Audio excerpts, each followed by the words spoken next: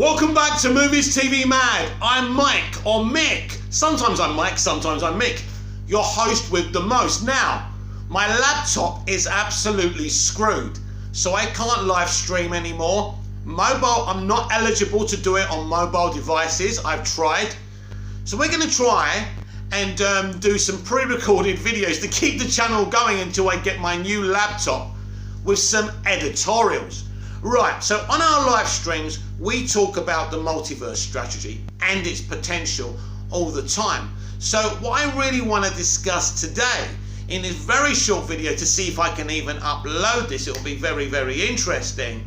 But yeah, I want to talk about the viability of Walter Hamada's multiverse strategy. So the DCEU started back in 2013. In fact, they started planning it around the final season of Smallville, where they decided they had to end Smallville for them to even do a Superman movie, Man of Steel. They felt part of the reason Superman Returns wasn't successful was because Smallville was still active, very popular, and people were always going to compare a Superman movie to an active Smallville series. So they thought the only way was to cancel Smallville. So that's what they did, or end it.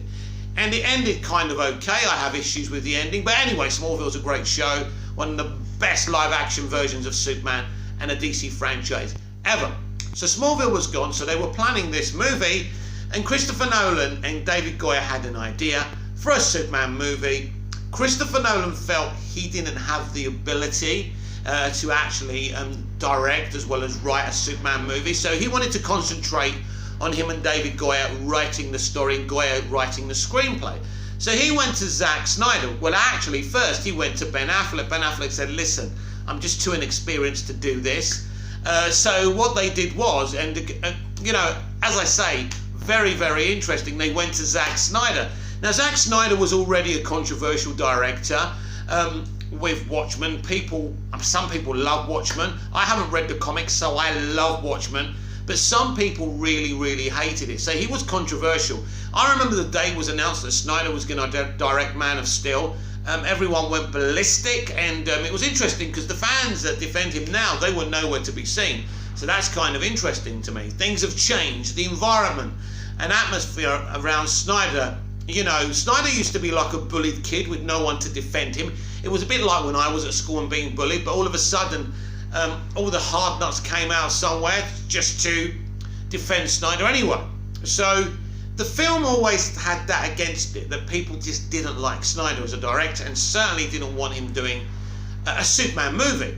But he did it because Christopher Nolan brought him on, and it was very, very interesting to see the results of it. Now, personally, I loved Man of Steel from the TV spots, trailers, and I loved the movie. That opening Krypton sequence is something extremely special, and I really, really did like it. So, we started off with Snyder.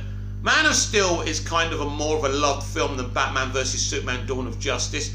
I think what people hate about Man of Steel is the neck breaking of Zod and killing of Zod. They found it needless. In terms of the storyline, you can defend the storyline that he had no choice. But in terms of the actual, you know, the happening of it, people were very disappointed. And, you know, you can't take your children to see a film like that. It's as simple as that. You know, you can argue with the wall. And so I think it was Batman versus Superman that, you know, that was the rod that broke the camel's back. Obviously, a very indie type of superhero movie. Again, I really enjoyed it. And I found myself defending it on social media, but many, many people hated it. And then the critical reaction to David Ayer's Suicide Squad, or as he claims, not his Suicide Squad, it was Edward Scissorhands that comes from, it was Edward Scissorhands that comes from David's mouth, not mine. That was really the rod that broke the camel's back. They didn't really care that they made a lot of money. They hated the fact that the critics hated it. It was just another knock for them. And so, look, slowly but surely, they were trying to think of a way to get rid of Snyder. And it happened with this Justice League project. So they decided to bring in Walter Hamada, who'd already been working with them over on New Line Cinema, because WB owned New Line Cinema. He'd been very successful with his horror movie universe, The Conjuring, etc., etc.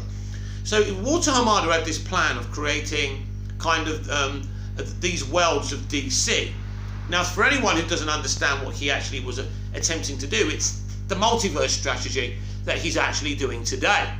So why do a multiverse strategy after kind of the calamity that came before? I like the films, but it isn't a good franchise, right?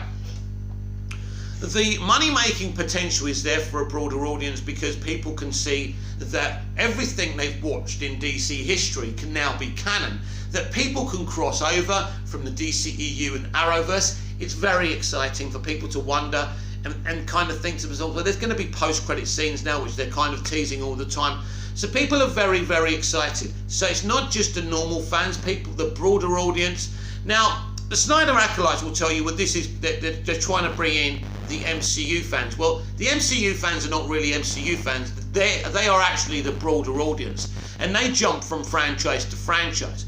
So Warner Brothers is not a charity. They want, this DC IP is worth trillions yearly. I mean, we're looking at 30 DC projects a year: computer games, movies, HBO Max TV shows, documentaries, animated TV, and movies. So this is a huge kind of deal for them to do. So I can understand why they're looking to do this, and I think it's a gamble because if they don't execute it properly, it won't work. But again, the positives outweigh the negatives, because if the Flash movie works, then they've opened an Aladdin's cave of content and characters who could never show up in this universe before. So I think it's a good idea, but we're just going to have to wait and see how they execute it. But what do you think?